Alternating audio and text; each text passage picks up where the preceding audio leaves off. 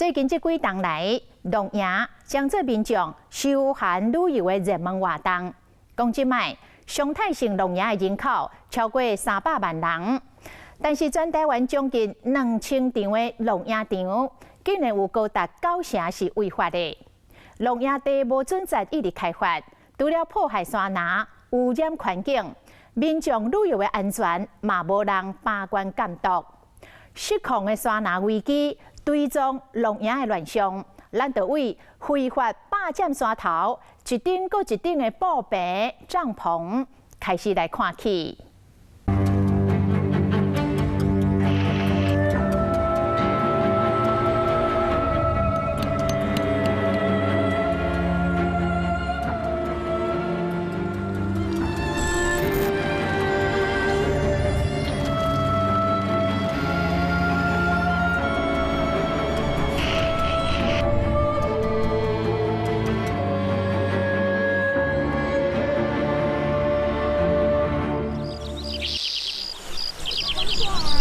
那天白云含笑声，你对俺老婆的闻一下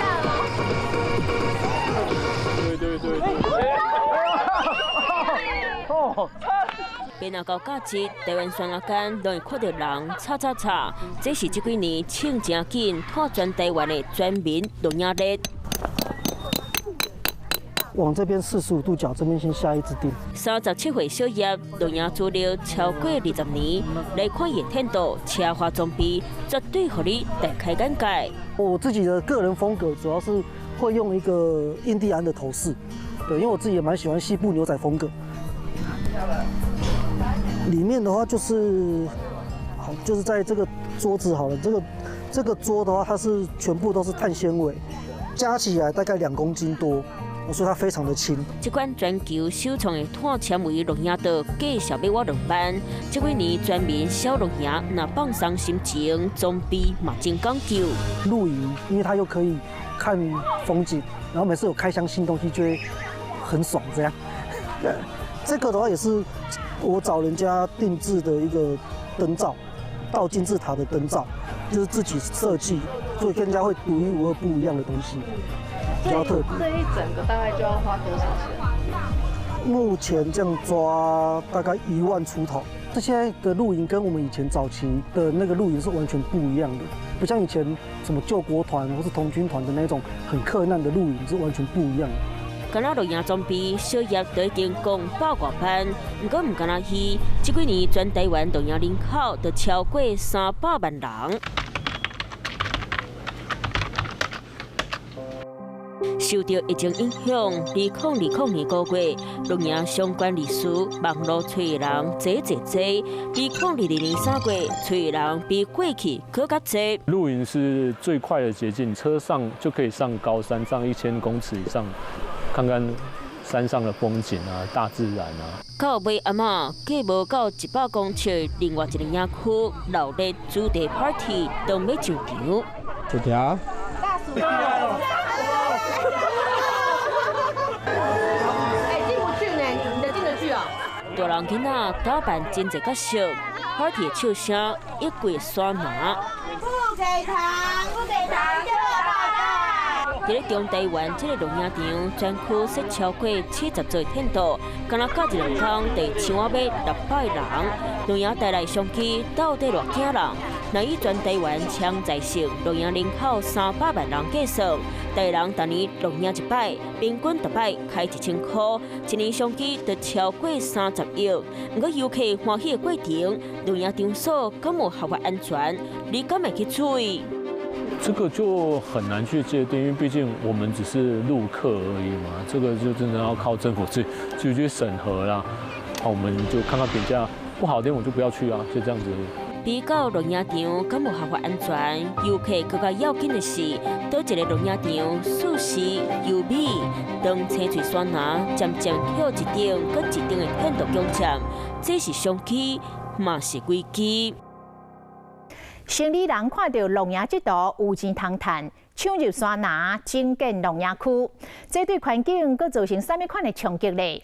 华视新闻团队到新竹尖石乡追查，结果发现有业者随意甲粪扫、弹杀，嘛随意排放废水，甚至有农业场把这个沙坡车搬上山，让游客来陪车。为这个为车空翕的相片更加来发现，本地草木真旺的山林，业者种地了后，变做一大片光秃秃的草地，嘛来引发破坏水土保持的重大的危机。这离境的农业乱象，敢讲主管机关拢唔知影，佮为虾米无法度阻止呢？来看采访团队深入追踪找原因。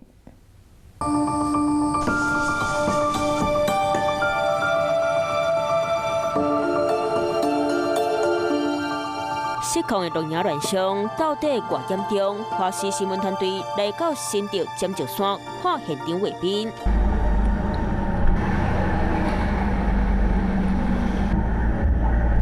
弯弯弯弯的山路，落雨向前行，让你目睭看到的除了千岁山林，阁有这款的风景。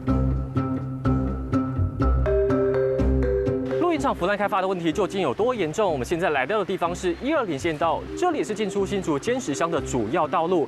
我们刚刚沿路过来，路旁随处可见像这样子琳琅满目、五花八门的露营场的招牌。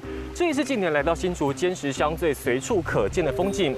因为根据交通部观光局的统计，整个尖石乡就有146处的露营场，数量位居全台之冠。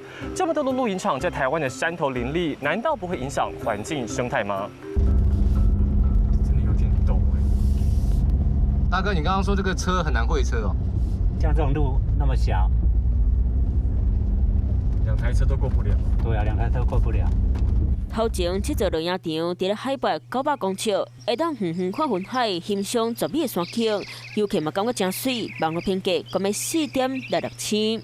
这就是我们今晚要入住的营区，我们马上带你来看。我们订的这个帐篷形式呢，就叫做狩猎帐。我们现在呢可以看到这个帐篷里头有2张的双人床，双人床上面是包括这个枕头还有寝具是一应俱全，甚至在帐篷里头连冷气机都有，这个环境可以说是相当的舒适。也因此，这个露营区是每逢假日就必定客满。印度家具全部拢付，业者强调，赶简单的行李地当带回来，专区50顶的天度会当来200人，价值人一个可出出，环境危机嘛对得来。我们现在的所在位置就是位于营区的边缘，我们刚刚仔细绕了一圈，发现到一些很离谱的现象。我们带你来看，我们假如从这个山坡由上往下看，就可以看到整个山坡上被弃置了大量的垃圾。我们再仔细看一下，这些垃圾里头有包括了废弃的塑胶水管，还有一整袋的废弃物，很明显可见，这些垃圾就不是游客随手弃置在这里的，而是业者他们没有好好的把垃圾做好处理，而任意丢弃在这个山坡上的。一般来说，它会冲击到最大都是我们的农业环境跟森林啦。所有人在不能出国的情况下，全部往台湾的山林里面走，水资源是一个问题，电是一个问题，污水处理也会是一个问题。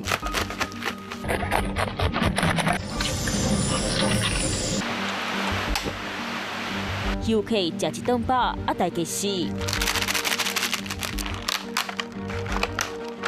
大量的粪扫含喷，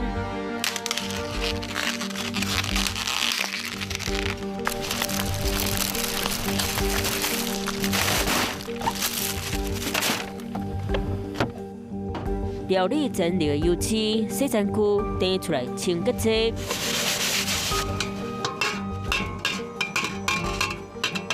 全部拢是污染环境的凶手。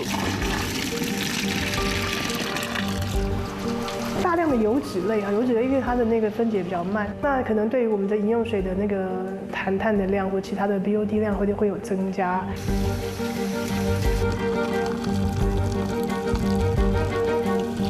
像清洁剂类的，可能会有，比如说我们那个人机苯酚啊，或者是环境荷尔蒙，最后就会进到了我们的饮用水系统，或者是伤害我们的那个水生生物。多数业者将排水管牵落去地边，不过排过程嘛是会流出来，垃圾水尾也流去倒。今天讲会知影，记者搁一摆追查，发现惊人的画面。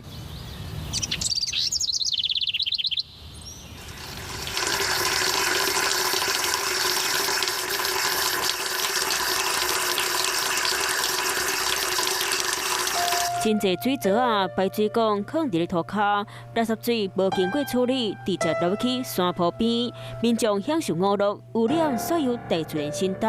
所有的法规都是最低的道德标准嘛。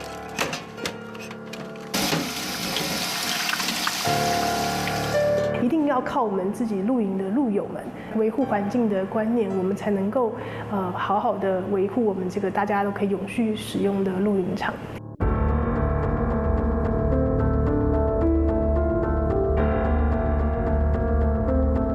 龙野场乱象，直直拖所共款真受到游客欢迎，真侪项娱乐设备全部拢搭伫咧非法的红线顶。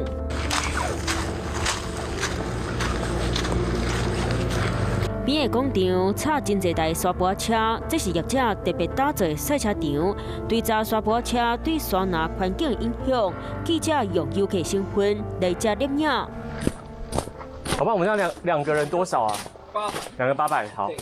所以1个人500，2个人800。对。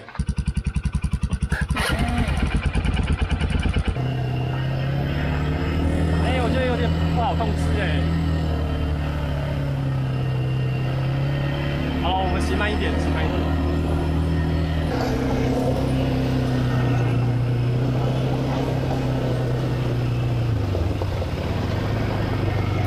经过简单教学，工作人员带咱来到越野赛道。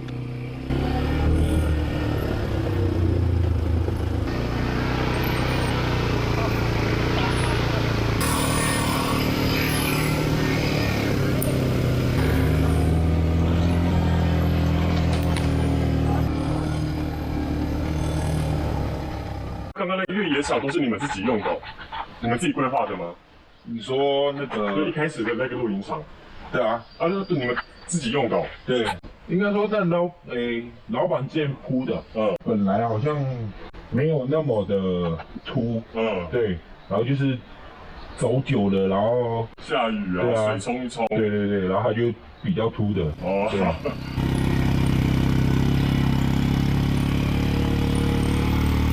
真紧皮车一位一位流落去坑，拢是沙坡车伫咧山林流落来分车。驶入去园区了后，照业者路线，沙坡车驶上产业道路。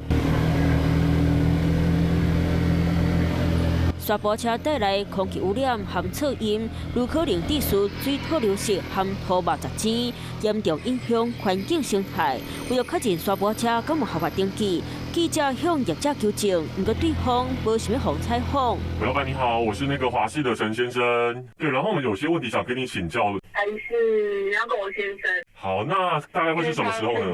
今天他就没办法。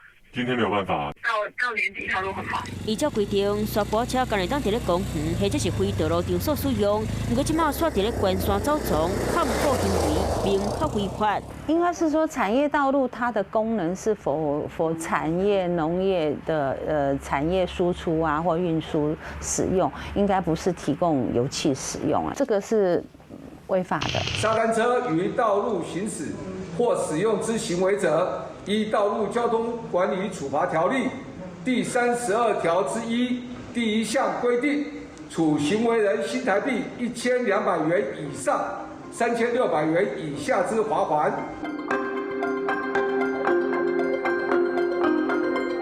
透过国土监测网卫星影像比对，发现2007年这座龙野场佮维持原有山林模样，不过到2014年出现大规模整地分车，山头风乌到规变屈头山，互人看甲会惊。记者实在登录交通部观光局网站来查，发现业者登记龙野地拢违反土地管制法规，违法的龙野场煞照正常伫咧营业。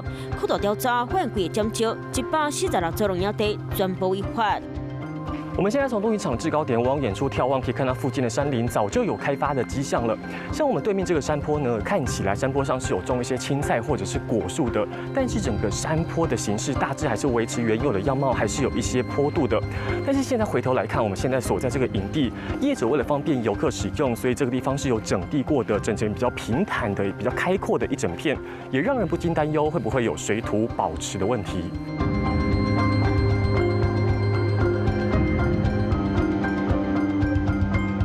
错灾难，互人疼惜的场景，伫咧全台湾直直出现。卫星画面同款记录着过去10年间，全台湾农业业者正阿爸，甲山头错掉开道路，伫咧大地留下一船搁一船兄目相痕。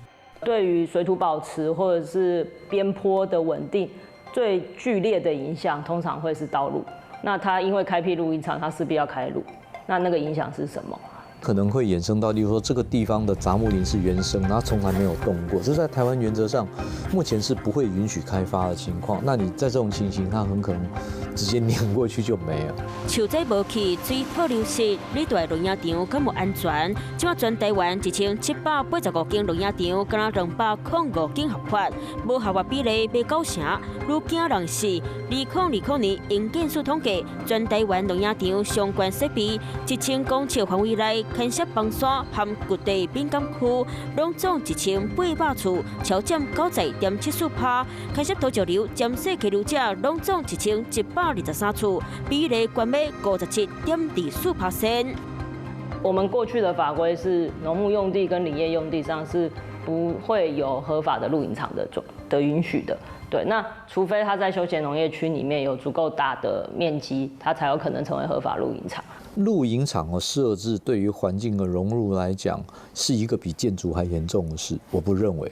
但是问题是，我也不认为它是一件完全不用管的事情。全台湾超过7成的农业场伫咧农牧和林业用地，因为法令过去全部拢是不合法。2020年7月，内政部修正非都市土地使用管制规则，开放1公顷以下小型农业场，有条件设10排野味设备，卡真贵农业种期暂时得到解脱。如果非都管不开放的话，在农牧林业用地就是死路一条啊！与其让它没有法规、没有路可走的情况下一直非法的增生，不如让它有一个法规可以依循。那我觉得在这种情形下，我觉得它是比较适合类似像建筑管制的方式一样，就是我有个许可，我确认一下你要设置的那个不是乱搞，那地点也合适，那我就让你动手吧。辅导业者为非法行向合法，关键在咧明确的法律规范。不过主管机关人力少，稽查真做难题，嘛互人质疑开放合法，敢会带来更加大的环境灾难。我们是中央立法，地方执行嘛，可能会比照民宿啊，我们可能会有一些补助的经费，让他们去让这一块啦。我们回头看一个很类似的情况，叫做民宿。整个花莲哦，10年前500间民宿，现在超过5000间，对，但是人就是2个。他们1年365天，扣掉假日，他们每天去查1间到2间，他们1年也查不完所有的民宿。我们已经有民宿经验了，难道我们还要继续重蹈这个覆辙吗？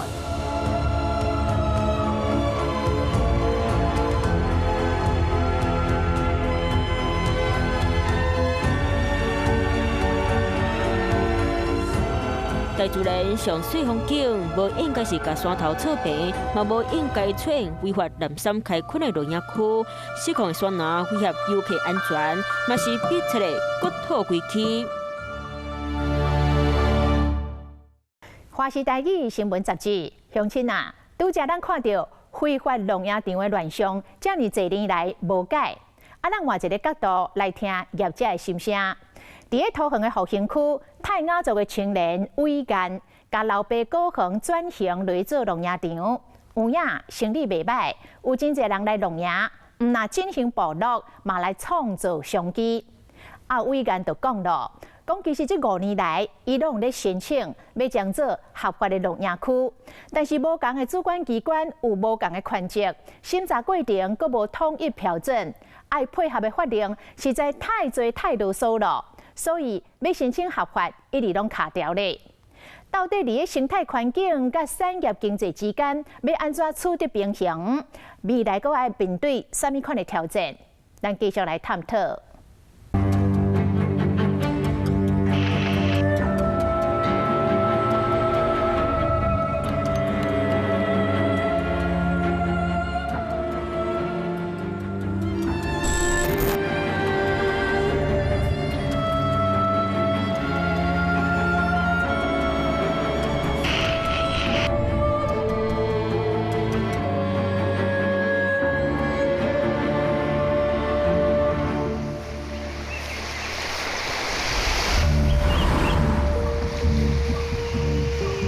一张的卫星空照图为山林留下上真实的记录。当录影场快速增加，青翠的山岭节节败退。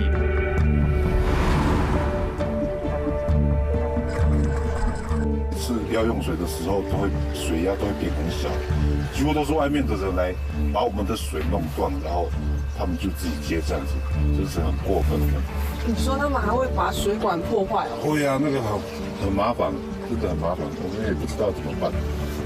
这种问题已经一段时间了。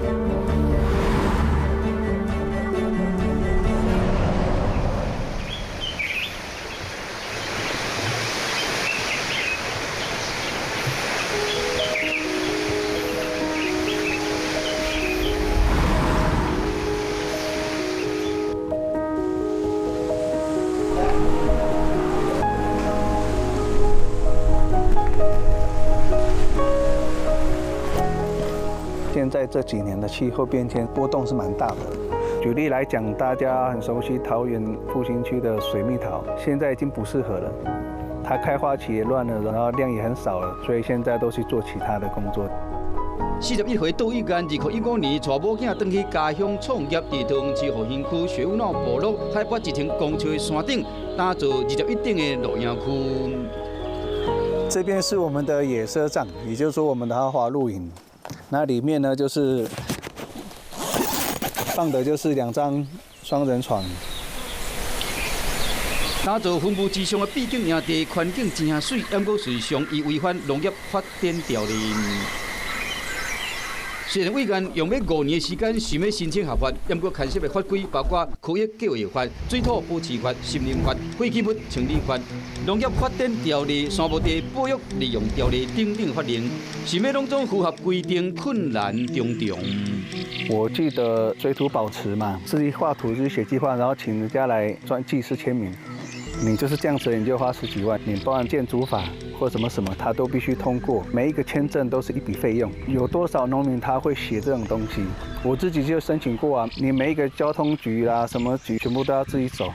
卡要掉几啊10万的申请费用，关拢真歹过。多数小型的露营场，规模细真简单，租金甲5000级的营区未比近。商业的人跟我们是在地的人，我们在经营上面的一些思维不一样。这个整片地啊，就是有2甲地，可是这2甲地里面有包含上面那边的森林，跟这边的橘子园，跟下面，然后还有侧边另外那一面的田氏园，搞不好3、5分地而已。因为我们量体也没那么大，我们主要是把它的一些废水给它集中，然后这边是这里的一条这样下来，然后到下面化粪池再往下跑，再经过滤之后，然后再往最下面那边去排。因为山上它没有所谓的污水的工程，就只能用自己的方式，最简单的方式给它取中，不要说让它一直到处乱窜。秘书独享归住森林，来到这有文化体验活动，露营嘛结合部落农产抢上金。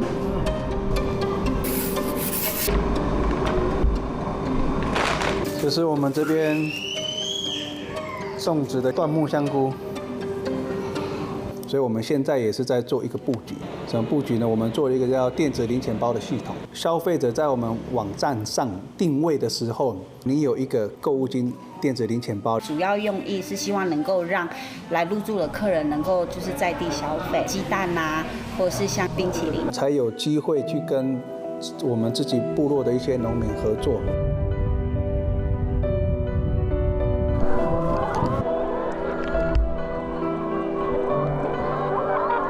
现在是让他们休息的时候放牧鸡蛋，它的产量大概是一般饲笼养的蛋鸡6成多一点。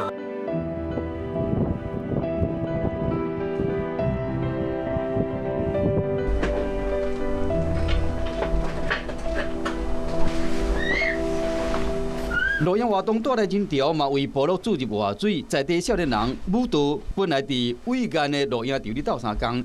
开始有创业的能力，徛伫要你种地5顶的小型营地前，这本来是因兜的土地，即马伊正追随着伟岸的经营方式，打造永续的家乡梦。然后它帐篷前面还是一个空间。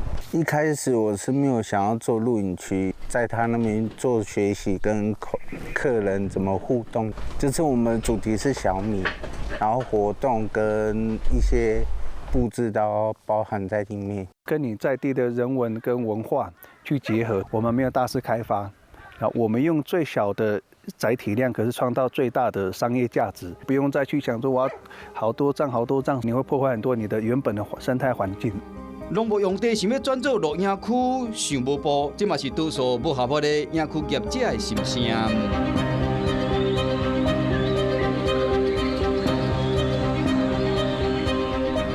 我们是保留相对原始的环境这样子，所以我们有种植很多的五叶松。以前的这整块地啊，其实是农业使用。27回大家介意，过去因为无明确的法律规范，真苦恼。无主管机关加上资讯佫无够，就算想要申请和合法，拢唔知要如何下手。那个时候的法规是非都市土地的这个部分的话，农牧用地跟林地，它没有露营的使用的这个项目。对，所以那个时候如果你要做露营区的话，你必须要从休闲农场里面走。对，但其实，在山区普遍的状况是，弄露营区的其实多，但是面积不会到那么大。你休闲农场里面的露营区，我记得是在农地的5到10%，可能你2甲地或者是你的这些设施弄一弄，你可能不超过10丈，不符合成本啊。2022年7月，内政部修正非都市土地使用管制规则，交通部嘛同时发布露营场的管理要点，试行低度开发的露营场，总算有一条合法的路通行。不过，要实施国土计划法，却有可能将这片山区划入国土保育第1类的地区，又搁会陷入合法甲非法的铺设地带。国土计划法其实相关单位他们都有接进到部落去开说明会这样子。那我们得知的状况就是，他们要在114年的4月30号上路。如果他认定你们这边不是微型聚落的话，基本上他就会把你划成国保1。国保1的话，基本上就是你只能做农地使用，但其他的部分的话就会没办法使用。现在有一个很尴尬的状况是，那我们真的如果把它做成合法的露营区的话，但你国土计划法你通过的时候，结果你不能做露营区。他们讲到程序很复杂这件事情，我们都有帮他们做好申请的范本啊。那相关的查询啊，比如说非都市土地的是有没有位在环境敏感区啊什么的，那在有一个内政部的一个网站，它可以统一把所有的资讯都查出来，低密度使用哈。它前提是不开挖整地，可以恢复农用，甚至于我们一直鼓励他们说，你不见得去要找相关的技师签证啊，按照我们的范本，你就可以去做申请的动作。这个部分我们还在不断的做沟通，我们也成立了辅导团、联合审查小组，申请案件不会说要会水保会一堆单位，让他们觉得很繁琐啊，不如我现在也就违法，反正也没有开发。用许可去准许它的话，你就应该要有一个明确的法源，用法律去允许，细节再去授权。所以现有的规定来讲，本身的位阶也不足，它其实顶多是个命令罢了。我们第一阶段是法令的问题，第二阶段是辅导。那第3阶段，我们就会考虑入反光条例，然后就会去律定总量管制，先去研拟几个指标，好，然后让地方政府去参考，因地制宜来去控管。多数原住民保留地负担着水源的涵养自然生态保育功能，为一座一座露营区的买卖，看到几万公顷原住民保留地流失，这嘛牵涉到原住民的基本生活，嘛有关国土的危机。我会特别希望，就是说，不管是部落族人也好，或是外来的财团也好，让我们的露营区可以用传统生态知识作为我们的基底的时候，我相信这样的露营区会是有特色的，又是贴近土地、不破坏环境的。所以我会乐见部落小范围的合法化。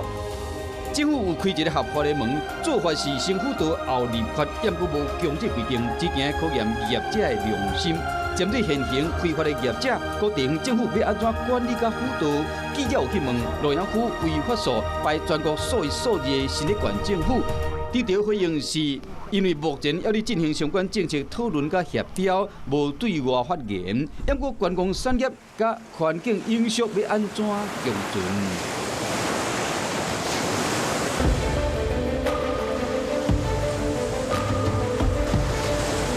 行镜头来到台中高美湿地占地2000坪露营场所，这是由政府委托民间业者合法经营的。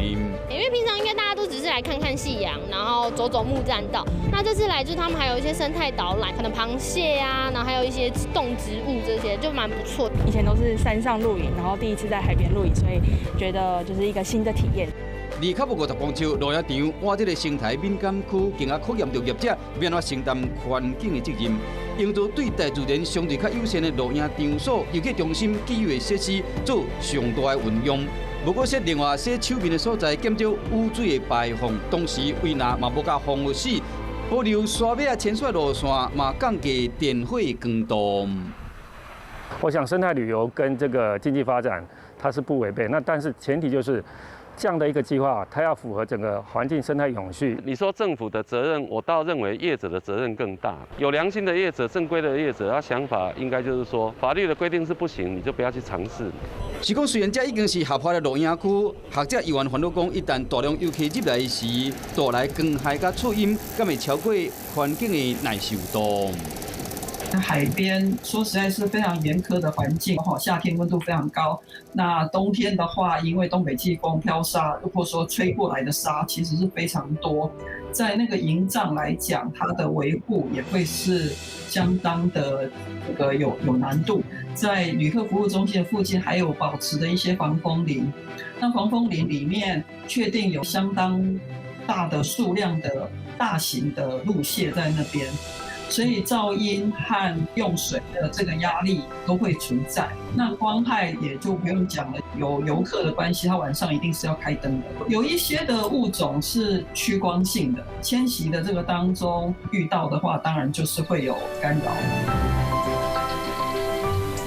政府将小型的露营区立管这张油单，敢会当解决几年来乱象？又说又搁如何确保产业的生机？新时行的休闲旅游方式需要新思维，在地产业甲环境多方面拢要顾好调，才会当行出一条活路。